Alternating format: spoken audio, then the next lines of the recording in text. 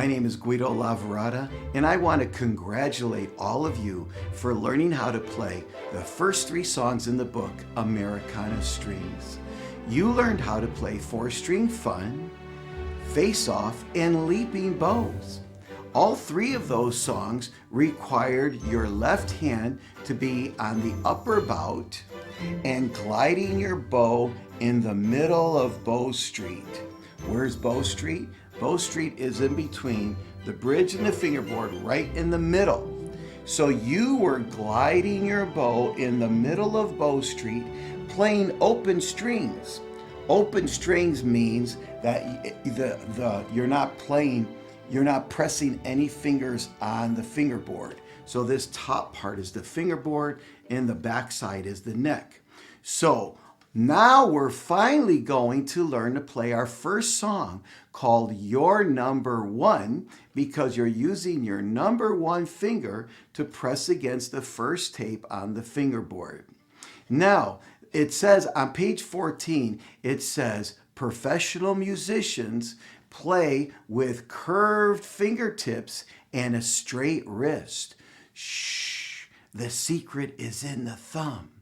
Now, what do I mean by that? What we want to do is make sure that we place our thumb on the side of the fingerboard, right by where the first tape wraps around, right there. All right, we want to put our thumb there, and we want our thumb just barely peeking over the top of the fingerboard. This is a little too extreme. Our thumb shouldn't be that tall, just barely peeking over the top of the fingerboard. Now, what magically occurs when you position your thumb that way, your wrist automatically is straight, and you are automatically going to press your fingertips against the first tape, against all the tapes, actually. Your first finger will, on the violin and viola, in the beginning songs, your first finger will press against the first tape. Your second finger will press against the second tape. Your third finger will press against the third tape, and your pinky will press against the fourth tape, okay? So their pointer has a specific tape that it's going to press against. Now, what happens if my thumb lays down like that? Well, you'll notice that my wrist is no longer straight, and my palm is flat against the back of the neck. And we jokingly say that now we have a flat pancake against the neck. And so we play with then we're going to be playing with flat fingers, and that won't make for a good sound. So if you straighten the thumb, you magically have a straight wrist, and the fingertips will magically press against the tapes on the fingerboard. So now this thumb in this position applies towards viola. It's the same exact way, all right? However, with cello and bass, it's quite different, and I will explain that right now. So with cello and bass, I like to start with a can of drink. And the way you will naturally hold a can of drink, and you'll basically have your fingertips on the one side, and your thumb will be pointing to the right, like that. So that is the same position that you'll have your hand around the neck of the bass. Thumb pointing to the right, fingertips curved opposite the thumb. Let me show you how we do that now. We'll wrap that around the back of the neck of the bass. This is the bass, and you see I'm going to take that same position of my thumb and my finger. I'm going to wrap it around the neck, and my fingertip will naturally be pressing against the first tape. Now notice my thumb is a little different for bass. Instead of the thumb standing tall, peeking over the fingerboard like a violin and viola. Your thumb is going to be below the first tape, so your pointer will be above it, and their thumb will be below the first tape like that, pointing towards the right. Now, if you do that, you'll notice that from my knuckles to my elbow is like a straight line, and my fingertips are pressing like that. Now, what happens if your thumb accidentally points straight like that instead of to the side, instead of pointing to the right? If your thumb points up, my palm is now flat against the back of the neck. We jokingly say we have a flat pancake here, and our fingers will be pressing flat against the strings, which will not make us a very good sound. So fix the thumb and look at what happens when you fix the thumb. Everything is in perfect position. You notice what happens when I have my thumb straight like that? I don't have a nice line from knuckles to elbow. There's not a nice line there. So fix the thumb. Now look at what happens. I have a nice line from elbow to knuckles, and I have a nice straight wrist, and now my fingertips are going to be pressing against the fingerboard. Now let me show you how that looks on the cello. This is the cello, and I'm going to take that same hand position like the bass. My thumb is going to be pointing right. My fingers will be curved like that, just like holding a can of drink. And I'm going to wrap it around the neck. The fingertips will be on the top of the fingerboard. My thumb will be pointing to the right. Notice my thumb is not to the side of the first, not standing tall on the side of the first tape. My thumb is below the first tape, and my pointer will be slightly above my thumb. And notice if my thumb is pointing to the right, I have a nice straight wrist, and my fingertips are pressing against the tape, and I have a nice line from knuckles to elbow, and that's great posture. We don't want, this is way extreme. We don't want our elbow all the way up like that. We don't want our elbows way down against the upper bout. As a matter of fact, that's what will happen if your thumb accidentally points in straight upward. If your thumb points in the upward position, upward direction, what happens is your palm will be flat against the back of the neck. We jokingly say we have a flat pancake, all right, and your elbow, your arm is going to be down on the upper bout. And that will make us play with flat fingers, which is not good. So fix the thumb, and magically everything adjusts itself. Fingertips are perfect. Elbow, we have a straight line from knuckles to elbow, and my elbow's not like that. It's perfect. Just slightly below the shoulder. Okay, the shoulder is a level plane. We don't want our head doing things like that. Our head stays nice and straight, and the tuning pegs are behind our head, and so this is how we would be. This would be perfect posture for the cello. Now, do you know what a musician does? A musician plays music. Do you know what a magician does? Yes, you're right. A magician does magic tricks. And now, ladies and gentlemen, boys and girls, kids of all ages, the great Ladini is here, attempting the impossible. Right before your eyes and right before your ears, you will witness for the first time on this very stage, and only for one performance, he is going to attempt to change the D string into an E Are you ready?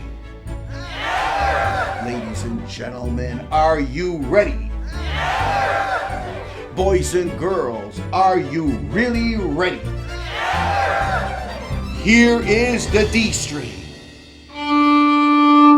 Abracadabra, zowie, kapowie, poof! And now the D string is an E. Thank you. Thank you very, very much.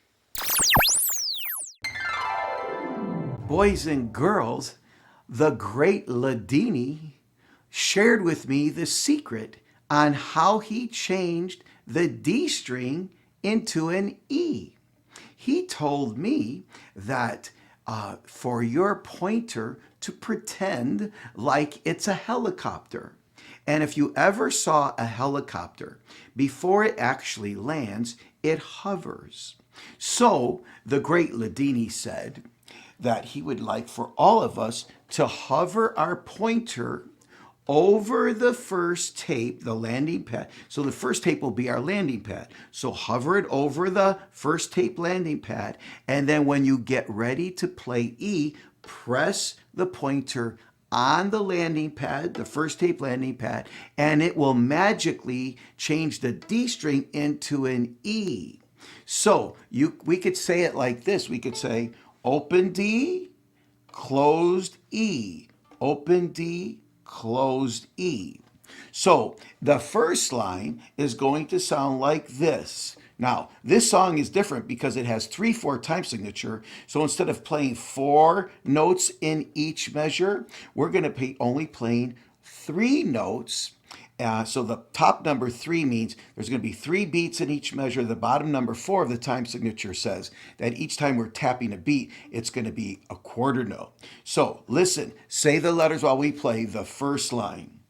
D, D, D, E, E, E, D, D, D, E, E, E. All right, now let's pause the video and let's take turns practicing that first line, and then we're going to do a round robin. We're going to go around the room, and each student will play for each other the first line of the song, You're Number One.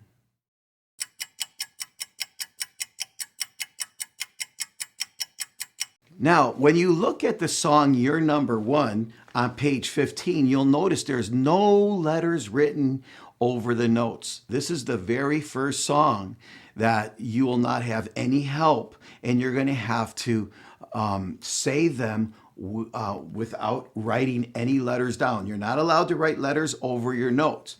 If you get mixed up, just look at the previous page, and that will tell in the answer key will tell you the letters, how the notes, how the A looks like on the staff, the D and the G look like on the staff. Now, if you want to know how the one finger E looks like on the staff, that's at the top of page 15.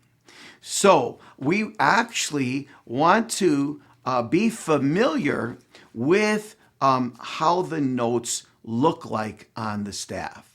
So we're going to look here, and the first thing we need to be able to do is to identify whether a note is on top of a line or inside of a space. So if you'll notice, this first note right here has a line going through the middle of the note. That means it's on a line. And see this note up here? That does not have a line going through the middle of the note. Actually, there's lines on either side, but not in the middle. So that note is inside a space. This note right here has a line going through the middle, so that's a line note. This note right here does not have a line going through the middle. The lines are on the sides of the note, so that means it's inside of a space. So let's get used to explaining where our notes live on the staff by saying it this way. This is a line note. It's on top of the first line. So we count the lines and spaces from the bottom up. Line 1, line 2, line 3, line 4, line 5. And then we count the spaces from the bottom up. space 1, space 2, space 3, space 4. So this note right here is inside the fourth space. 1, 2, 3, 4. This note right here is on top of the fourth line. 1, 2, 3, 4. This note right here is inside the second space. 1, 2. Some of you might ask, why are the stems going in different directions? Well, I like to refer to the middle line right here as the boundary line. So any note that is below the boundary line, the stems will go upward. Every note that's on top of the boundary line or above, the stems go down. Okay, we must remember that every instrument plays on different clefs.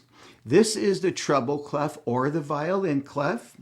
We also call this the G clef because see the tail wraps around the second line, and for violins, the second line is the G line. So we could call that violin clef, treble clef, or G clef. This is the viola clef. So when the violas look inside their music, every line will start with the viola clef.